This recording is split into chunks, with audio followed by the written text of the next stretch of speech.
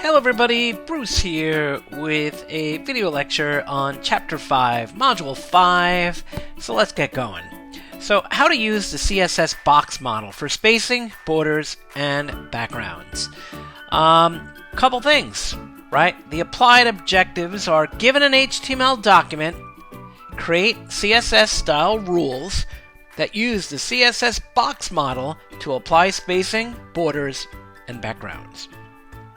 The knowledge objectives are describe the use of the box model, explain how the box model can be used to control spacing between the headings and paragraphs on a page, describe the effect of collapsed margins. I know there's a quiz question on that. Describe the use of a reset selector. Describe these properties for a block element in a box model: the height, width, margin, padding, border, background, color, and background image. And describe these CSS3 features for formatting boxes: rounded corners, shadows, and background gradients. So the box model, it's a core concept. In fact, let me just bring up let me bring up Chrome, if I can escape out of here. Bring up Chrome, go into modules, and this may change for future classes. Go into module 5, but there is something right here. Read, watch the box model explained. All right, and I created actually earlier today this 16-minute video that goes through and demonstrates the box model. In fact, I actually give you some code here that I use in the video so you can follow along with me. All right, so let's talk about the box model. The box model, any paragraph, block level element, paragraph, comma, block level element, div, header, main, those elements have this box around them, all right? And in fact, you know something? I'm going to live code something here. Let me do this. Let me make this bigger. I have that code editor. Let me fire up a new window. And let me create a new folder. I'm going to put it on my desktop. I'll just call it, let me just do it, box model. Okay, and I'm going to say, select. And I'm just going to create a new file. I'll call it box.html. And I'll use Emmet to create a new HTML file. And I'm going to create just a paragraph of text here. I'm going to put some lorem ipsum text in there. So now I have this beautiful web page. It's great.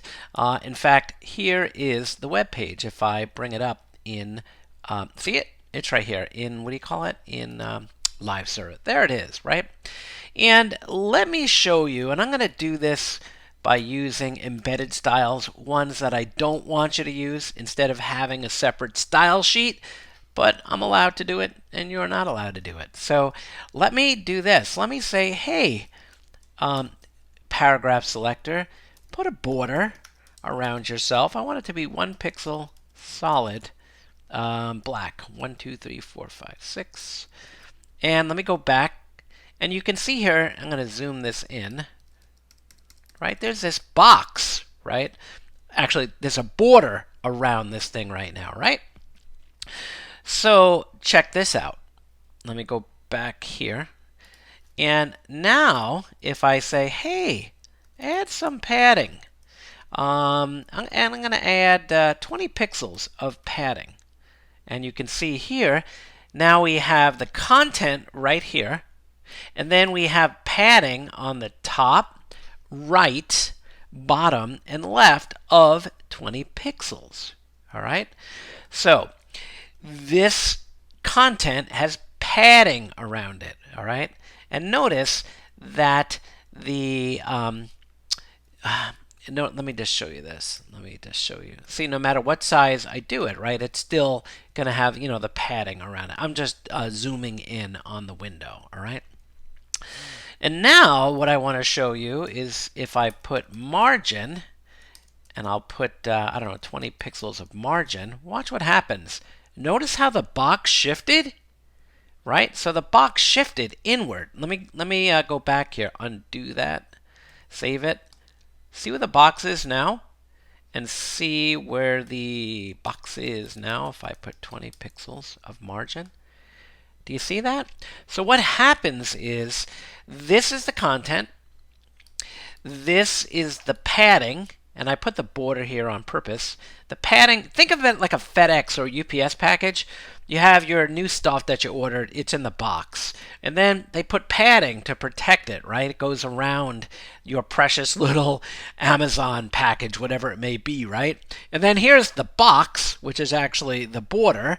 And then on the outside, think of it as all these packages on a delivery truck, right? There's a little space between the boxes so they don't all get, squished together, right? So this is kind of how the box model works. And I'm going to go back to this drawing right here, right? And what it's showing is the content right here. And then you have the padding. See how it says padding top. And then here it says padding right. And then where are you? Padding, where's padding bottom? Padding bottom right here, right? And then padding left right here, padding left. And then you have this border, right? And then you have the margin on the outside. And that margin is being represented by that dotted line right there, right? So this is how block level elements get separated from one another using this box model, all right? Now, I'm going to skip a little ahead. So here's one paragraph. Now let me put in a second paragraph right here. Okay, I'm going to right click, copy, and I'm going to paste in that paragraph, use my format on save option to make it look good, right? And I'm going to go back here. Now I have two paragraphs, right? Now you see this margin around here? Watch this. If I get rid of the margin here, let me do this. Whoops. You can't tell it here, but there's actually what we call default margin. And again, I'm skipping all over the place here. So check this out. If I say, hey, any and all elements on a web page, set your margin to 0. So look what happened now. See, the boxes are up against one another.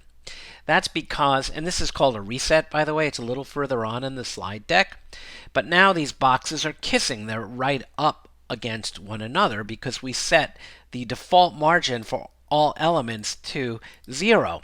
By default, browsers do put in margin around certain elements to space them apart.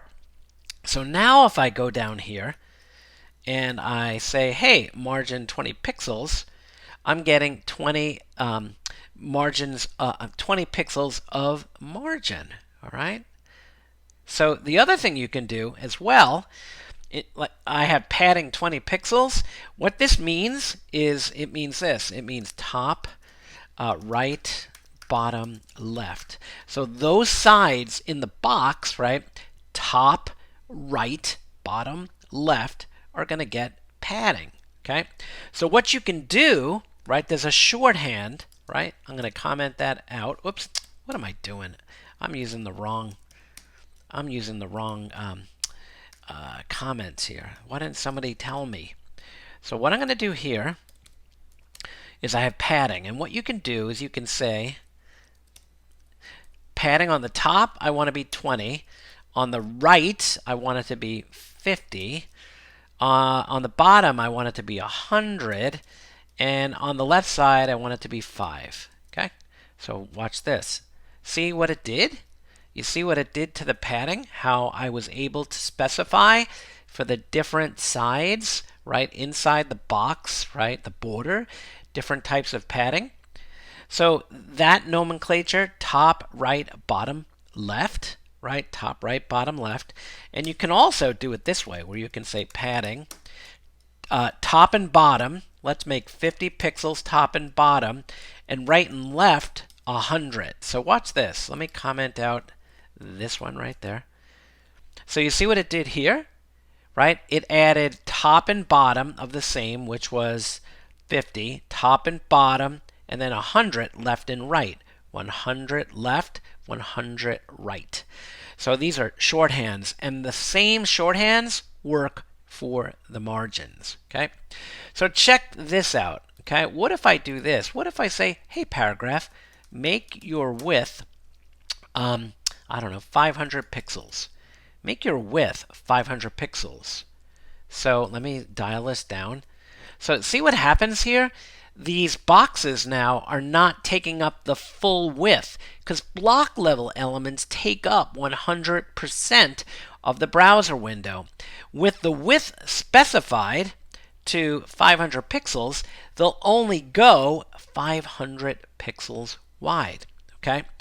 So let me just backtrack a little, and I'm going to say padding 50 pixels all around. Actually, let me leave this here. And I'll say padding of 50 pixels all around. Okay? Whoops, this one. So we have 50 on the top, right, bottom, and left. Now, we specified that this element should be 500 pixels wide. You see that right there? So we have a 500 pixel width, we have a 1 pixel border, and then we have padding and margin. So this box that we said make that paragraph, not that box, well, that box 500 pixels wide is now bigger than 500 pixels wide because we applied padding, which pushed the box out. We have 1 pixel here on the right and 1 pixel here on the left, and we have some margin.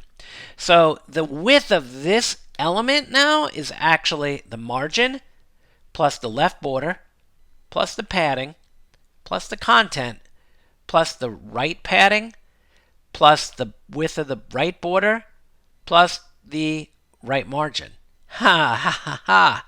Yeah. So just know that. There are other ways we're going to learn in the future to use what's called box sizing to change that behavior, but there you go. All right. So back to the box model.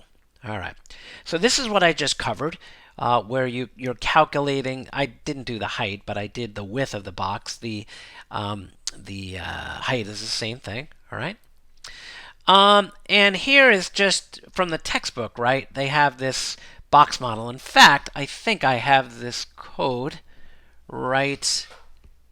No, it's not there. Is it right here? Let's see. Box model. Here it is. Here's the code, right? It's right from Canvas, by the way. So if you go into Canvas, I know I'm going all over the place here, but if you go into Canvas, I actually give the code that I'm using in my demonstration right here. It says example code for textbook chapter 5. So that's this file right here is this stuff I'm working with right here. So here's just another box model file, and I'll bring it up in, Google Chrome.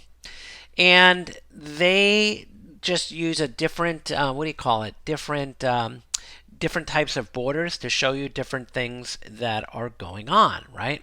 So let me see, back to the slide. So we have the body and the main element, and then we have an H1 and a paragraph. Again, this is just sample markup, all right? And then, and then in the CSS, and we'll go to mine in a second, they specified that, I hate when this happens, kids.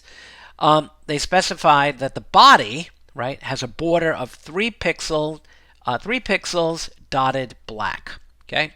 And we're going to be covering this, but the border property has a width of 3 pixels. The style is dotted, and the border color is black. And the body itself has a margin of 10 pixels. The main element, right, which contains that text, has a border of 2 pixels solid black, a width of 500 pixels, a margin all around, top, right, bottom, left, of 20 pixels, and then padding of 10 pixels. And then they styled the paragraphs and H1s with a border of 1 pixel dash black, and they gave it some padding. And then they also applied another selector specifically for the H1 that gave it a margin. Now, this is top, right, bottom. There's 0 for the left, okay? And then padding left of 15 pixels. This is another nomenclature that you can write. Padding dash left, padding dash top, margin dash top, margin dash right. And the same thing for the paragraph down here. So you get this screen right here, which I showed you in my browser earlier. And that's a really good way of seeing the boxes that are around the H1 and the paragraph, the main, and the body. All right. So I want you to download that code and play with it because this is a really, really important concept. Did I say it was important? All right. So when you have a content area, such as the body, right, or a paragraph, or a division, or a header, or just about any block level element, you could set its width to a pixel amount, a percentage amount, or auto. So let me just show you that for a second, this auto stuff, because I think it's important for me to go over. Let me go back to, was this our little thing here? Yeah. So let me just show you this page for a second. There's that. Now those paragraphs are on the left-hand side of the screen because they, that's just the way the page is now. And what I want to show you, right, is I'm going to say, hey, body, you're 1200, oh, wrong screen. Right. No, is it this one? No, this is something else. Here we go. Sorry about that. I have a lot of screens up. So we don't have a selector for the body, so let's put that up, body. And then let's give that whole page, that body, a width of, I don't know, 900 pixels. And then let's say margin on the top and bottom is 0, so no margin. But the left and right, we're going to say auto adjust. So watch this now. Watch this. Let me find my look at that. So the reason why they're showing like this is because I have some margin set. So let me go back. Let me go back here to this margin and just cut it out for the paragraphs. Whoops. And why is my page looking not perfectly centered? Let me go back, see what I'm doing wrong. Okay, width 900 pixels, margin, paragraph width, padding. Huh, what's going on? Oh, body width 900 pixels, margin. Did I spell everything right? 0 auto, and I gave it a width. Okay, so let me just comment out this stuff for a second. Whoops. Let me just do this. Let me get rid of the width, okay? Let me get rid of the border, and let me get rid of padding, and go back to my, okay, those are centered. Do you see that? You see those paragraphs, how they're centered on the page now? So let me step back into it a little bit, all right? So I'm going to say, hey, let's go back and give our paragraphs a width. Okay. Now the issue going on here. Let me show you this. Okay. So the width is 500 pixels. Okay. The width is 500 pixels. Actually, I'm just having a brain fart here. Why? What's going on here? Margin 0 auto. Oh, it's because I gave them a width. So let me just do this. Let's get rid of this width. Okay. There they are. There's our beautiful paragraphs. It's because I gave it a width, all right? And it was stopping there. So that's my fault, all right? I'll own that, all right? So the other thing, let's give it a border, right? There we go. Let's give it a border. Okay? And we'll go back. There. See, we have our border, right? We have no margin or padding right now, right? And then, sorry, I'm just really having a bad scrolling night. And then let's give it some padding. Okay, but let's give it just all around, I don't know, 100 pixels, 100 pixels. See that? So now, by getting back to the point here, setting a width on the body and setting the right and left margins to top and bottom is 0, right and left is auto, we can get centered content on a page. Do you see that? Do you see that? That's what you want to do, right? If you want to have a page that's like that. Most pages are like that, right? And if you change the width to, say, I don't know, 1200, right? You can see the page expands, all right? So yeah, so that's what we were covering over here with this auto. And then you also have the ability to set the height of a content area. So if I wanted to set the height of these paragraphs to, let me just be careful here, height, I don't know, 300 pixels. See how high they are now? We changed the height. We changed the height. You see that right there? Height is now changed. And if I make it half that height, right, 150, right?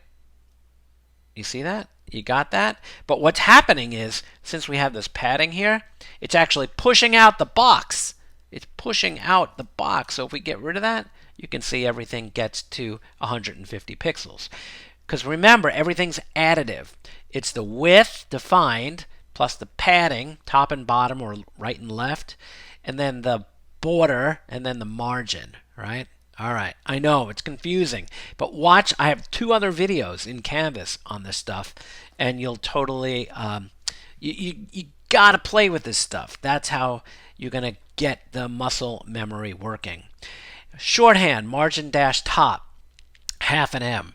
Margin, look at that. Margin dash top. These are other shortcuts, shorthands. Margin dash top, margin dash right, margin dash bottom, margin dash left. And I showed you earlier how you can write all 4, right, values in one statement. Or you can do it separately like this. It's just up to you, all right? Then these are the other shorthands, right? Margin, 1M goes for all 4 sides. Margin, this is top and bottom, right and left, or left and right, just like I showed you before. And then the first 3 are top, right, and left, and bottom. Top, right, and left, and bottom. Top, right, and left, and bottom. And same thing, top, right, bottom, left when you have all 4. So it's top, right, bottom, left, like a clock. All right? Same thing with padding. You got the same nomenclature, right? Padding's inside the box. Margin is outside the box. All right. So they had this web page in the book, and they showed you how they applied a width like I did. They gave it a margin with the auto values like I did. They created the same margin and padding. This is a reset, by the way, because they set the margin and padding for H1, H2, and H3 and paragraphs to 0. And that's kind of what I did before with that asterisk. Again, it's called a reset. They did this, well, they set some margins for the unordered list, the padding bottom for the list items. For the paragraphs, they gave it some padding, and for the header, they gave it some margin bottom, right? So margin bottom, right, is going to push stuff below it further down, right? So let's just go back to this example for a second. You see these 2 paragraphs right here? So if I specify here, whoops, margin dash bottom, and I say 2em, 2m, right? 2m, and I go back to my, where are you? Right here. So now there's 2 m's, right, from the bottom of this to the top of this. There's 2 m's, all right? So it's outside the box. Remember that, right? You use margin to space elements apart, right? Margin, if I make it, 12m, right? There they are. They're further apart. Now, this question always comes up, and it has to do with what we call collapsed borders, right? So if we specify that the, let me see how this will work here. Actually, we'll come back to it in a minute, all right?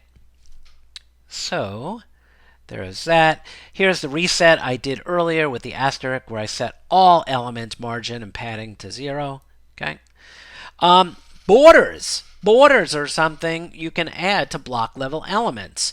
You can give it, the border is the all-encompassing property like I did, right? Did I do, yeah, right here on line 20. Border, 1 pixel, solid, and then the color black. And you could do M's, pixels. You could do here different styles like dotted, dash, double, outset, inset, all these different values. You can go look them up on the internet. And then the color, right? You can pick the color of the border. Now, when you do it this way, you're doing all 4 sides the same thing. And as the slide indicates here, right, you could do border dash, and what side means is like border left, border right, border top, border bottom, and you can specify a width, right, the border width, 4 different sides as well. Border style, border color, border side width. That's what I was kind of saying before. You could say border left width, border left style, border left color. So you have a lot of flexibility what you can do with each side of a box or an element that's a block level element that puts a box around itself. All right. So again, I covered this earlier. Okay. You can set the widths of borders. I'm not going to go through that right now. And then you have something called border radius, which is cool. So watch this.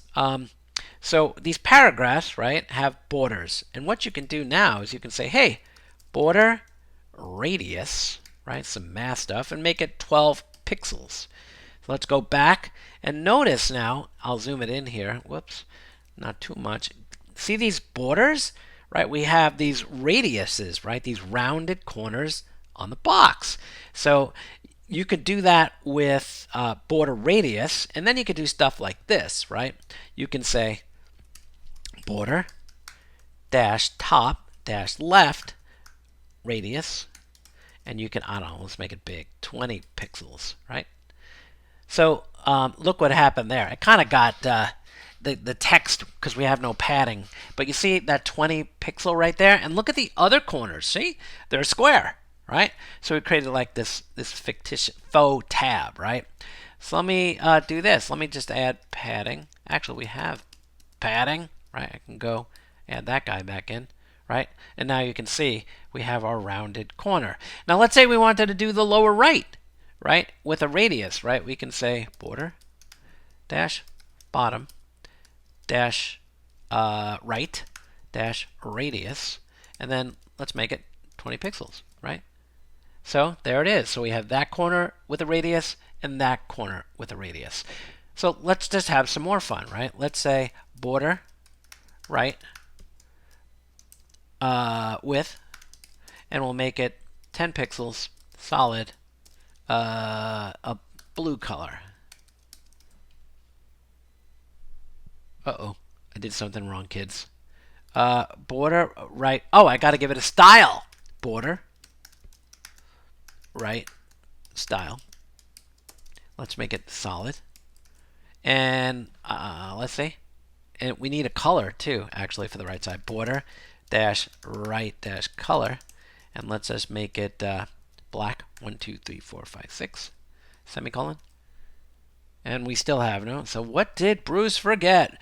Border right width, border right style, border right color. What are we missing here? Border right width, style, color. Oh, look at this. This is wrong. Let's do this. This is wrong. How come nobody stopped me? See? Now we got it. See how we have that thick border on the right? So we could do the same thing, right? We can say border dash left dash width. And if we say 20 pixels, remember, right? There's nothing, whoops, there it is, right? There it is, right? It's going to take the default that we set up here for border, right? So there you go. Play around with this stuff. You know, I can only talk about it so much, but, you know, it's not like wood shop where you're going to cut wood and waste it, or metal shop, right? You know, just play around with this stuff, all right? All right? All right. All right. So we covered all. Oh, box shadow. Box shadow. So check this out. Let's do some box shadow. I'm going to get rid of these crappy borders. All right, crappy borders. Border, border, border, border, border, border, border. And let's go back, and we have our pretty little boxes, right? And now if you say this, check this out. Doesn't matter where you put these rules, right? Box dash shadow. And let's make 2 pixels, 2 pixels, 2 pixels, 2 pixels, and we'll make it which is a gray. So see what happened? See how we got this small little shadow going on there? If you increase it, this is the blur, I think. Hold on. Is that? Yeah, see it's a little bigger. Let me make it 4 pixels, 4 pixels, 8 pixels. So you can see how it, got a nice drop shadow there. You see that? And that's kind of neat. In fact, you're going to be using that a lot. I like a nice subtle drop shadow. So the way the drop shadow works, is box shadow. It's the horizontal offset, the vertical offset, the blur radius, the spread, and the color. And I want you to play around with those to see how these various things work. Because again, if I explain it to you, you can't memorize it. You gotta make mistakes. All right. Border radius, box shadow. So there is like a little HTML area that they have. They have the right, top left, top right, bottom left corners with a radius. They have a double border, and then they have a box shadow going on. So there you go. You can create these little things with these block level elements. It was a section that they styled that way. All right. Background. So you can take, right, a paragraph. We have a paragraph going on here, and I apologize for my sloppy CSS. By the way, this came up. Notice how I format my CSS. I put the selector, 1 space, the opening seagull or brace, and then I like to have all my CSS indented just like that. All right. I'll show you more of this shortly. All right. So check this out. So color, is it background? Oh, we're doing background color, right? Background. So let's just make it black. 1, 2, 3. There we go. And if I do that, where'd our text go? It's there, see? But now we need to say, hey, set the color, right? Because color is for the font, and make it white. Now we have our text. So we can affect the background color like I did just here, right? Using the colors that we learned last week. Right now, this is a simple color. It's not RGB, RGBA, HSL, or HSLA like you learned last week. You can use background images too, and background repeat, background attachment, and background position. Whoops, I don't know why. This is a ghost in my machine. But let me show you something I was playing with right here. Is this it? No, it's right. No, where are you? Come on. I know I have the demo here somewhere. Where did I put it? Where did I put it? Is it this one? This one right here. So check it out. I have this demo file right here. Look at it has. It is a body tag, right, with a division, right? Use divisions when there's not an HTML5 tag, like section, article, header, nav, footer, aside, main, right? And in this division, which is a block level element, I have all these paragraphs with fake text in them. They're all just paragraphs, right? And I assign this division a class of demo, right? So if you go into this CSS, actually, did I use CSS? I did use CSS right here. I did the reset, CSS reset with this asterisk here, and I got rid of the padding and margin. I gave the body a width of 1200, as you learned earlier, and margin top and bottom of 0, right and left of auto. And then here's my class definition, .demo, right? In the HTML, it's just demo. In the CSS, you use .demo, right? And I said take up the entire width, which it actually does by default. I don't really need to do that. And then I use this thing called background. and then URL. This is the way you have to do this stuff. The URL to this image called sidebar.png. Now, hear me out. I'm in the CSS right now, and in order to get to the images folder, I need to go up a level. That's what the // is for. Then go back into the images folder, and then get the sidebar.png. So check it out. Let me bring up the HTML. And here it is. There is the background image. Here's all the text. But notice, do y'all see that? Do y'all see that the text is scrolling and the background is staying still? And you see this a lot on, in modern web design. Don't mind the crappy contrast, or that's my fault. But the way this works is I set the background attachment, that's another CSS property, to fixed. So if I don't have that, and I go back to this, see how the background scrolls with the content, right? So if I put that back, right, it stays fixed. That's cool. A lot of people do that, all right? So, yeah. All right, let's look at some more things. Background position. Background repeat, let's do that. So let's uncomment this one right here, background repeat.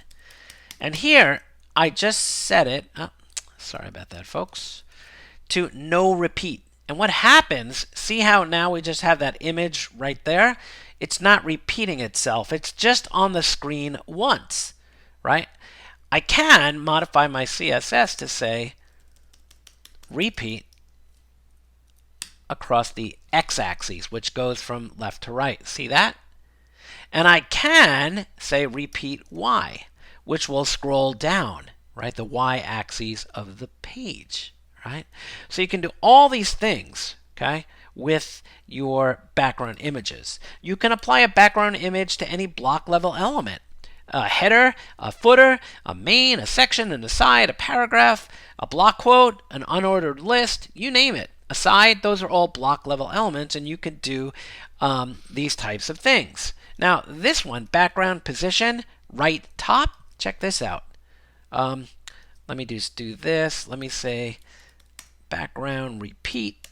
That's that background image, and I'm going to say no repeat. And now what you'll see is its position to the top right. Top right. You see that? Top right. Right top. If I say right center, it's on the right, but in the center, this way. You see that? That's kind of weird, right? So what if I do this? What if I say just center, top center, top center? There it is. Top center. What if I say bottom center? Whoops. Okay, there it is. It's on the bottom. So you have the ability to, place that position of that particular image. Like, let's say this was a page and you wanted to put a picture of the moon up on the right-hand corner here as a background image. Top right for the, what do you call it? What's that property? Background position. Boom. You're done. Okay? Again, I want you to play with this stuff. All right? All right, back to the slides. Yeah, how to use shorthand property. We use that already. There's always a shorthand property for a lot of things in CSS, but I encourage you to use the longhand property because you'll get to know the various style attributes that you can, style properties that you can define. I did all this stuff, background repeat, background position. It's super cool stuff, and you're going to need it to go forward. Again, play with it. There's other cool stuff. This linear gradient for the background image. So let me show you this. Right, this is from the sample files that I asked you to download before. So gradients right here. So right here, if you, I'm not going to go, it says two divisions with two IDs. And what, if I preview this, right, look at that. I get you see these things right here? I get these cool gradients, right, that you can use. Now, don't go bat crazy on this stuff because it's going to be hard depending upon what you do for people to maybe read. Remember we talked about color contrast in the past and how it's important to people with disabilities, right? You need to have a 4.5 to 1 color contrast minimum. And I gave you a couple sites. So, but I do have, and I believe it's in an assignment that you have this week, where you do something like this. And the way you do that is using these background dash image, and then you specify. Now, these, I usually just use linear gradient because it kind of works in all browsers right now. But prior to that, we had to use, for Mozilla browsers, use linear gradient. For Chrome and so Apple Safari, use this. And for Opera, use this. But if you find that your linear gradients aren't working in a particular browser, then go back and put the browser-specific prefix. That's what these are called here. All right? And you give these properties, right? Start at the left. Actually, let's go into the slide. It tells you exactly right here. Right? Direction. The color percent. You can keep putting these in here to change how you want certain things to render. So the one I did for this, right, is this one right here. So 45 degrees, start at red, go to red 33%, and white 33%, and white 66%, all that right there. So that's what you're getting there, right? Pretty cool, right? But again, don't overdo it or abuse it. So go in and play around with the values a little bit and see how you make out. There's also a ton of resources online for these gradient backgrounds, okay? Yeah. So background image, we did all that stuff. Yeah, so do you remember this page, the Sorkin page that you did? Probably shortly I'm going to have you finish the CSS to make it look like that with a border, center it, pull these to the right with text alignment, whoops, put a horizontal rule or a border at the bottom of something. Yeah, all right. So that's that, okay? That's that. Let me go back into Canvas, okay? Let me go back into... let me get out of full screen mode here. Whee! Let me go here. Clark College. I apologize if I'm talking a little fast. You can dial down the speed on the on the YouTube, right? When you watch these videos. Or I know some people speed it up. So, again, this I put this in here. This is all the HTML tags we've covered. And if anything here doesn't look right to you, go back and look it up. Write it down, like write it down, and or just go try it in your browser, right? And I did put all the new CSS that I just covered in this video. It's right here, all the chapter 5 CSS, all right? All the tags we've covered from modules 1 through 4. There was no new HTML tags in chapter 5, just so you know. All right. So lecture videos going here. Zoom meetings I'm going to have. If you're watching this video in the future, they may change, but Saturday and Sunday. Okay. There you go. What else? I gave you some additional resources that I want you to go look at. One is HTML5 semantic elements. So when I say semantic elements, what's a section mean? What's an article mean? What's a side mean? The structure of your HTML page, regardless of your CSS, has meaning. Think about search engines. They're not looking at your pages, looking at the colors and the position of everything. They're looking at what we call the semantic markup. Forcing a browser refresh. When a lot of you are working on your assignments and you're looking at the page, say on the CTEC server, things aren't changing. You know you changed your CSS or your HTML, but things aren't happening. So you want to go here and learn about forcing a browser refresh, which will reload your HTML and reload your CSS. Different ways to format CSS. I explained in this earlier tonight how I like to format my CSS. So go look at the various ways. Be consistent with whatever you do. Don't be sloppy. I heard that a lot when I was in school because I have crappy handwriting, and I still do. And then there's this great site called Can I Use?